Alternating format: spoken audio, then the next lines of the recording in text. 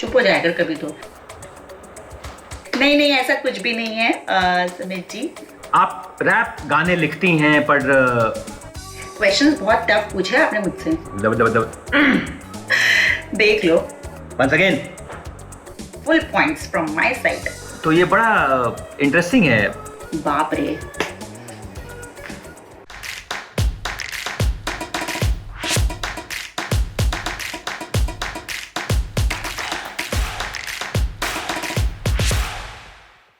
अमन के नाम पे जहाँ चले गोलियां, आदमी को आदमी से बांटे जहाँ बोलियां, प्यार और मोहब्बत के नाम बदनाम हुए, खून में ही रंग गई ईद और होलियां। ऐसे में हमारा दावा जायज़ व माकूल है, देश को हत्यारा हुक्मरान नहीं चाहिए, टुकड़ों में बटा हिंदुस्तान नहीं चाहिए, टुकड़ों में बटा हिंदुस्तान नहीं चाहिए। जहाँ जिंदा ही जलाए जाए गाँव गाँव परिजन, असमति दुशासन बने लूटे जहाँ यौवन, वहीं सीधा ये सवाल पूछता हूँ आपसे, कहाँ गया सारा ज्ञान ध्यान और चिंतन। घर में हो आग लगी और आप हाथ सेकें, ऐसे तमाशाई। हेलो। वेल मुझे पता नहीं था कि मैं कब लाइव हो गया और कैमरा ऑन हो गया और रिकॉर्डिंग शुरू हो गई। एक्चुअली मैं रैप गाने की प्रैक्टिस कर रहा था बिकॉज ये एक ऐसा फॉर्म है जो मुझे बहुत पसंद है और मैं हमेशा से रैपिंग करने की कोशिश करता रहा हूँ और आज भी करता रहता हूँ। आज का एपिसोड इसी रैप म्यूजिक से जुड़ा हुआ है और आज हम चलेंगे इसी रैप कल्चर की दुनिया में। नमस्कार मीनाक्षी जी, बहुत बहुत शुक्रिया सुमित आपका। मीनाक्षी, आज आप बहुत सक्सेसफुल हैं, आपको लोग सुनते हैं, आपके गानों की तारीफ होती है, लोग अप्रिशिएट करते हैं आपकी कविताओं को, आपके रैप म्यूज़िक को। बट एक वक्त ऐसा भी होगा जब आपने गाने लिखे होंगे, आपने पोइट्रीज लिखी होंगी और लोगों ने सराहा नहीं होगा, लोगों ने आपको खारिज किया होगा, लोगों ने ये कहा होगा कि ये लड़की क्या करती रहती है, क्या कर रही है, यूजलेस है। जी जी जी, बिल्कुल बिल्कुल बिल्कुल। तो क्या आपकी ज़िंदगी में भी फेलियर्स आए थे और अगर आए थे तो वो किस तरह के थे? और एक चीज़ जो मैं आपसे जानना चाहूँगा वो ये कि फेलियर का सक्सेस के लिए होना कितना ज़रूरी है, उसका कितना महत्व है? यस, ये बहुत अच्छा क्वेश्चन है। एक्चुअली लोग क्या करते हैं, थोड़ा सा उनको प्रॉब्लम आती है तो वो गिव अप कर देते हैं। जी, बहुत जल्दी, मतलब उनको ऐसा लगता है कि यार लाइफ में सिर्फ यही सब कुछ है और अभी लाइफ में और कुछ नहीं हम कर पाएंगे एंड ऑल। तो ऐसा नहीं है। बहुत से बड़े बड़े जो आर्टिस्ट लोग हैं, मैं जिनकी बात अभी करती हूँ, जैसे कि आप साइंटिस्ट ही लगा लो, अभी न्यूटन था, न्यूटन इतना बड़ा साइंटिस्ट बना है बट उसको स्टार्टिंग में वो बहुत फेलियर्स भी मिले। और अगर आप बात करो अमिताभ बच्चन की, तो अमिताभ बच्चन को तो मतलब रिजेक्ट ही कर दिया था दूरदर्शन ने। उनकी वॉइस का जो जब उन्होंने अपनी वॉइस वहाँ पे रिकॉर्ड करी थी तो उन्होंने रिजेक्ट कर दी थी वो वॉइस कि नहीं, आपकी वॉइस हमें नहीं चाहिए, ये काम नहीं करेगी करके। तो उनसे आप इंस्पिरेशन ले सकते हैं कि यार उन्होंने फिर भी रुके नहीं। बट आज की डेट में अगर आप बात करो तो अमिताभ बच्चन की वॉइस को यूज करने के लिए ही आप पैसे देते हो। उनकी एक हल्की सी वॉइस यूज करने के लिए आप इतने पैसे देने को तैयार हैं। पर एक टाइम था जब उन्हें भी रिजेक्ट किया गया। They face that rejection, they face that failure. So उनको भी बुरा लगा होगा, ऐसा नहीं है कि बुरा नहीं लगता, बुरा बहुत लगता है, अंदर तक हर्ट होता है। बट ये है कि आप उस चीज को लेते कैसे हो। मतलब लाइफ में इतनी प्रॉब्लम्स आती हैं, इतना कुछ आप देखते हो, बट आप आपका नजरिया कैसा है उस चीज को देखने का, तो वो इम्पोर्टेंट है। ठीक है, मेरी लाइफ में भी बहुत फेलियर्स हुए हैं, मेरे साथ भी, मेरे को भी बहुत बार बहुत जगहों पे रिजेक्ट किया गया। इवन जब मैं जॉब के लिए गई तो मेरे साथ एक इंसिडेंट हुआ था जो मैं भी शेयर कर देती हूँ आप लोगों के साथ। जी, मैं डांस टीचर थी, तो मैंने एक बहुत अच्छे स्कूल में, बहुत रेप्यूटेड स्कूल है, मैं स्कूल का नाम नहीं लूंगी, बहुत रेप्यूटेड स्कूल है, मैंने उसमें अप्लाई किया एंड मेरा प्रॉपर इंटरव्यू लिया गया, मैं सेलेक्ट भी हो गई। ठीक है, मैं सेलेक्ट हो गई और मुझे जॉब के लिए उन्होंने बुला लिया। मैंने अपना प्रीवियस स्कूल छोड़ा, रिजाइन किया प्रॉपर, मैंने उस स्कूल में जॉब स्टार्ट की। तो उन्होंने पहले दिन से ही मेरे पर, अगर मैं आपको बोलूं कि आप अगर किसी जगह काम करने जाते हो तो बेसिक ऑब्वियसली आपको भी ट्रेनिंग दी जाएगी पहले कि यार ये बच्चे हैं, इस तरीके के बच्चे हैं, ऐसे आप उनके साथ काम करोगे वगैरह वगैरह। तो मुझे जाते ही जिस दिन मेरी ज्वाइनिंग थी उसी दिन की बात कर रही हूँ, मेरे पास सीधा एनुअल फंक्शन, जो सबसे बड़ा एनुअल फंक्शन होता है, जो साल का एक पूरे साल का एक जिस्ट होता है जब आप प्रेजेंट करते हो पेरेंट्स के सामने और ऑडियंस के सामने, वो उन्होंने मुझे पकड़ा दिया। और मैं उस चीज में मैंने कहा यार ये क्या मतलब है, एकदम से आई हूँ और इन लोगों ने तो मुझे तो बिल्कुल डायरेक्ट यही पकड़ा दिया करके। बट ठीक है, वो भी एक फेज था, मैंने उसको भी एज अ चैलेंज लिया, मैंने मना नहीं करा। तो मैं उस पर वर्क करा, मैंने खूब अच्छे से प्रेजेंट करने के लिए मैंने उनको सिखाना शुरू किया, बच्चों को सिखाना शुरू किया। बट कहीं ना कहीं मैं लैग कर गई। क्यों मैं लैग इसलिए कर गई, क्योंकि मेरा कनेक्शन ही नहीं था बच्चों के साथ, क्योंकि मेरे को आए हुए मुश्किल से 4-5 दिन हुए थे। तो जब मैं बच्चों से कनेक्ट नहीं हो पाई, मैं टीचर्स के साथ इतना कनेक्ट नहीं हो पाई हूँ, तो हाउ कैन यू एक्सपेक्ट कि मैं उतना आउटपुट आपको दूंगी जब तक मेरा कनेक्शन ही नहीं बनता है। मुझे भी टाइम चाहिए, ट्रेनिंग मेरी भी होनी चाहिए थी, मुझे भी 1 महीने का टाइम देना चाहिए था या 2 महीने का टाइम उनको मुझे देना चाहिए था। बट दे वर लाइक कि हाँ चलो आ गई है तो इससे काम कराओ, दैट्स इट। वो जो थिंकिंग होती है बेसिकली वही थी। सो उन्होंने मेरे साथ भी वही किया। उसके बाद देर सेइंग कि आपका काम बढ़िया नहीं है, आपको काम करना नहीं आता, आपको डांस वांस सिखाना नहीं आता। सो लिटरली मेरे मुंह पे ये चीज बोली गई है। इवन वो प्रिंसिपल बहुत ही बदतमीज प्रिंसिपल थी, मैं नाम नहीं लूंगी उस प्रिंसिपल का। तो मेरे मुंह पे उसने सीधे ये बोला कि तुम अपने लिए कोई दूसरा स्कूल ढूंढ लो, और ये तो तुमने सब बिगाड़ दिया, तुम्हारे बस की कुछ नहीं है कराना, ये हमारा लेवल नहीं है, हमारा लेवल बहुत हाई है, आप हमारा लेवल देखो जाके एंड ऑल यू नो बहुत कुछ। And I was just crying at that time कि यार What she is saying। मैं 10 साल हो गए मुझे डांस सिखाते हुए बच्चों को, मैंने बहुत पहले से डांस सीखना और सिखाना शुरू कर दिया था। And now she is saying कि मेरे को नहीं आता, एंड मैंने तो बहुत कबाड़ा मचा दिया और ये सब बकवास कर दिया मैंने, ये तुम निकलो यहाँ से। And I was crying. और मैं उसे रिक्वेस्ट भी कर रही थी कि नहीं प्लीज आप ऐसे मत करो, मुझे आप प्लीज मत निकालिए। तो शी इज सेइंग कि नहीं आप अपने लिए कोई दूसरा स्कूल देखो, मुझे नहीं आपको रखना यहाँ पे। तो ठीक है, वो एक फेज था मेरी लाइफ का जब मैं डिप्रेशन में जा सकती थी, वो फेलियर था मेरी लाइफ का बहुत बड़ा।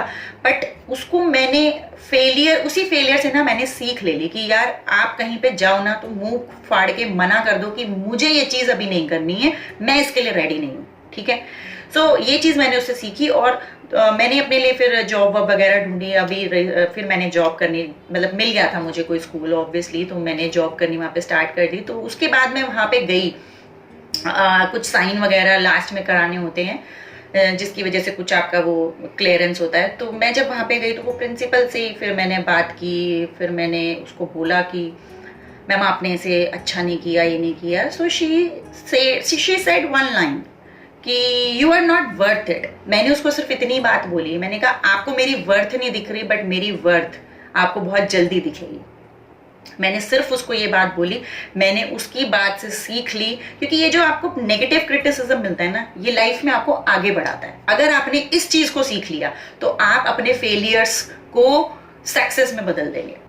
As a writer and as a performer मुझे लगता है कि कभी ना कभी किसी न किसी मोड़ पर एक क्रिएटिव ब्लॉकेज आता है जिससे हमें निकलना पड़ता है, उबरना पड़ता है। आई एम श्योर कि एज एन आर्टिस्ट वो क्रिएटिव ब्लॉकेज आपकी जिंदगी में भी आता होगा, आपके प्रोफेशन में भी आता होगा। हाँ, ये आपने बहुत सही बोला, मैं इस पे बिल्कुल एग्री करना चाहूंगी आपकी इस बात पे। तो आप उससे कैसे उबरती हैं? What is the process you follow उस क्रिएटिव ब्लॉकेज से निकलने के लिए? बहुत से रैपर्स जो मेरे बाद आए, ठीक है, अब वो मेरे बाद आए लेकिन वो चढ़ गए तो वो बहुत आगे निकल गए मुझसे। मतलब कि मैं अगर आज यहाँ पे आपके साथ हूँ तो मैं अभी उस पॉइंट पे नहीं पहुंची हूँ अपनी सक्सेस के जो मैं चाहती हूँ पहुंचना, लेकिन वो मुझसे पहले वहां पे पहुंच गए कम टाइम में। तो मुझे भी एक चीज आई हुई ना यार, मतलब मैंने इतनी मेहनत करी और मेरे को वो चीज नहीं मिली और ये लोग तो सब बाद में आए, उनको सब हो गया। तो वो एक चीज ना वो ब्लॉक कर दिया मेरे माइंड को कि यार मैं कुछ नहीं कर पा रही हूँ, मैं कुछ नहीं कर सकती। तो उस टाइम पे ऐसा हो गया था कि लिटरली मेरे साथ ऐसा हुआ था कि मैं लिख नहीं पा रही थी।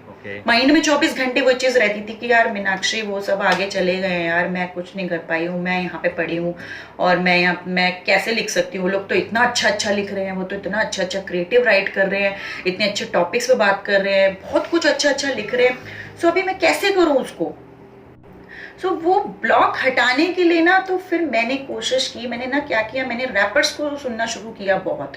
तो मैंने अपने अंदर चेंजेस किए, मैंने अपनी राइटिंग में चेंज करा, मैंने अपने लिरिक्स को चेंज करना शुरू किया। मैंने एक चीज़ सीख ली, मैंने कहा यार आपका ना ये सिंपल लिरिक्स से काम नहीं चलेगा, आप उसको घुमाओ, डीप मीनिंग दो, उसको इस तरीके से घुमाओ कि पब्लिक सोचे पहले तो कि यार इसका मतलब क्या है। सो ऐसे ऐसे लिरिक्स लिखने शुरू करे, कोशिश करी, डेली डेली मैं लिखती थी। मैंने कहा यार कुछ माइंड में आ जाए, बहुत सोचा मैंने, बहुत सोचती थी। तो कई बार ऐसा होता है आपके साथ ना, राइटर्स ब्लॉक भी हो जाता है कि एक टाइम पे, जैसे आप मान लो मैं एक टॉपिक पे लिख रही थी अभी विमेंस के ऊपर, जब मैंने लिखना शुरू किया तो मेरे को राइटर ब्लॉक हो गया कि यार मैं ऑलरेडी लिख चुकी हूँ इसके ऊपर, तो अभी मेरे पास समझ ही नहीं आ रहा मैं इसको टॉपिक्स क्या उठाऊं, मैं क्या करूं अभी इसको लिखने के लिए, कैसे कर सकती हूँ मैं इसको। सो मैंने क्या किया, मैंने कहा इनकी ऐसी की तैसी, मैंने छोड़ दिया, मैंने इसको वहीं की वहीं पे छोड़ा। और मैंने कहा इसको मैं अभी नहीं लिखूंगी, मैं आराम से लिखूंगी इसको बाद में। फिर मैं क्या करती थी उस टाइम पे, जब मेरा दिमाग खराब हो जाता था, मुझे कुछ समझ नहीं आता था कि मैं अब क्या लिखूं क्या नहीं, तो मैं फटाफट उठाती थी, अपना लूडो गेम खेलती थी मैं अपने मोबाइल में। मैं आपको अभी भी बोल रहा हूँ, अभी भी खेलती हूँ मैं लूडो गेम।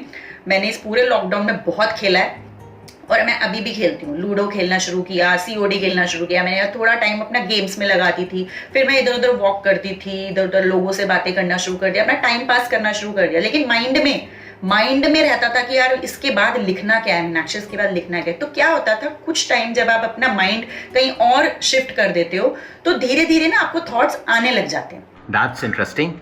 ठीक है, एंजॉय कीजिए, एंटरटेनमेंट में घुस जाइए या म्यूजिक सुनिए, मोटिवेशनल वीडियोस देखिए, आपको अपने आप से थॉट्स आ जाएंगे। ये मेरा मानना है। अगर आज मेरा लास्ट डे होता तो क्या होता? इमेजिनेशन यार, कहीं भी जा सकती है। तो चलो आपको लेके चलते हैं अपनी विशेस की दुनिया में।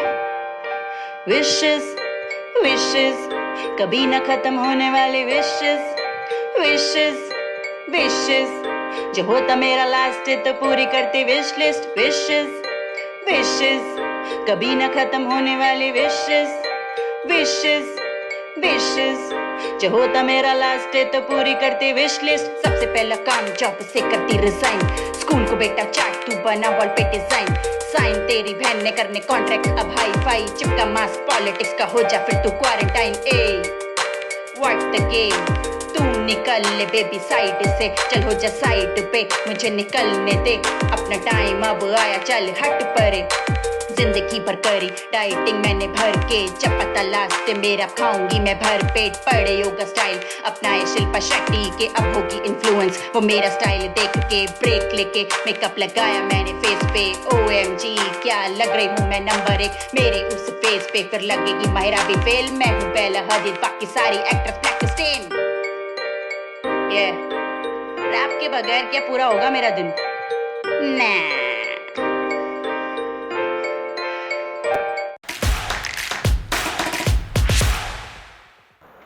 हमारे शो को बहुत सारे यंग जो ऑडियंस है वो देख रही है, बच्चे देख रहे हैं, किशोर देख रहे हैं, और कहीं ना कहीं वो बहुत ज़्यादा इन्फ्लुएंस्ड हैं इस रैप कल्चर से, म्यूज़िक से, आई एम श्योर। उनके लिए आप क्या कहना चाहेंगी? अगर कोई बच्चा, अगर कोई यंगस्टर हिप हॉप को, रैप को, म्यूज़िक को एज अ प्रोफेशन चुनना चाहता है तो उसे क्या करना चाहिए? क्या नसीहत देनी चाहेंगी आप उन्हें, और क्या करना चाहिए उन्हें if they want to be a successful rapper like you? जी, मैं बिल्कुल बताना चाहूँगी अपनी ऑडियंस को कि जैसे लोगों की ये थिंकिंग है कि रैपिंग में कोई करियर नहीं है। रैपिंग में क्या है, रैप पे करके क्या कर लोगे, बस एक रैप गा लोगे और ये सब कर लोगे। तो मैं उनको ये बताना चाहती हूँ कि रैपिंग में बिल्कुल करियर है, बट उसके लिए थोड़ा सा दिमाग लगाना ज़रूरी है। मतलब अगर आप सोच रहे हो कि आपने एक रैप लिखा, ठीक है, आपने एक रैप लिखा, आपने उसको अच्छे से मिक्सिंग मास्टरिंग करके, रिकॉर्ड करके और उसका वीडियो बना के डाल दिया यूट्यूब पे, and now you are waiting कि यार अब ना इस पे 1 मिलियन आएगा और अब इस पे ही आएगा। तो ऐसा कुछ भी नहीं होगा।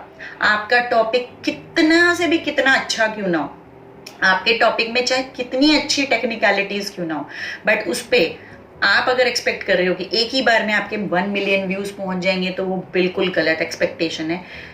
सबसे पहली चीज तो आप एक्सपेक्ट करना बंद कर दो, ठीक है। और हर प्रोफेशन को आगे बढ़ने में कम से कम 5 साल आप लगा के चलो, आपको 3-4 साल देने पड़ेंगे, तब जाके वो आपको बेनिफिट देगा। ये बिजनेस का भी रूल है, अगर आप कोई बिजनेस भी स्टार्ट करते हो, ठीक है।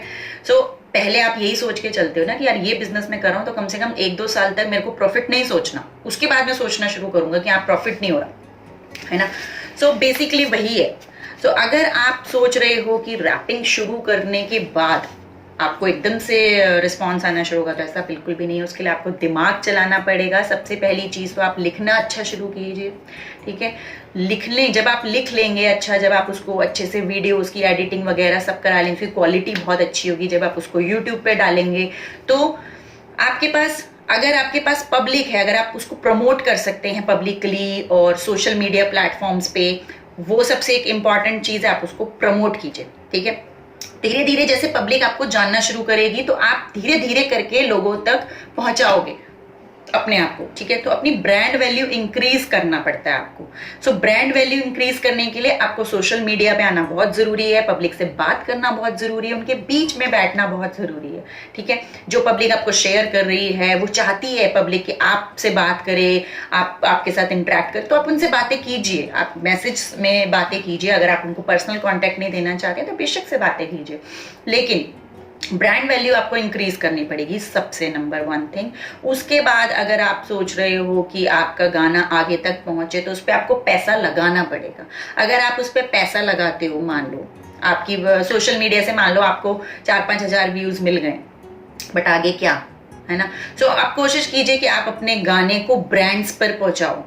कुछ ऐसे ब्रांड्स हैं, कुछ ऐसे लेबल्स हैं जो आजकल वर्क कर रहे हैं हिप हॉप को आगे बढ़ाने के लिए, आप उन तक पहुंचाइए अपना सॉन्ग। अगर आपका सॉन्ग अच्छा होगा तो definitely they will call you back, ठीक है। सो सारा कुछ जो डिपेंड करता है ना, वो डिपेंड करता है आपकी रैपिंग स्किल्स पे। अगर आपकी स्किल्स अच्छी हैं और लोगों तक आपने एकदम से हिट कर दिया तो definitely labels will call you up, labels will call you, brands will call you कि हाँ हमारे ब्रांड के लिए आप गाना कर दीजिए या ये कर दीजिए। सो उसमें पैसा होता है, ठीक है। फिर आगे से अगर आप कोई कोलैबोरेशन करते हो, ठीक है, आप थोड़ी बड़ी पोस्ट पे पहुंच गए हो, कोई आपसे कोलैबोरेशन के लिए बोलता है तो you can ask payment for it. So बहुत चीजें होती हैं, ऐसा नहीं है कि आप पैसा नहीं कमाते हो, रैपिंग से भी आप बहुत पैसा कमा सकते हो, बट वो डिपेंड करता है आपकी पैकेजिंग कैसी है, ऑब्वियसली, ठीक है। सो आप अपने आप को प्रेजेंट कैसे कर रहे हो, आप अपने आप को प्रमोट कैसे कर रहे हो ऑडियंस में।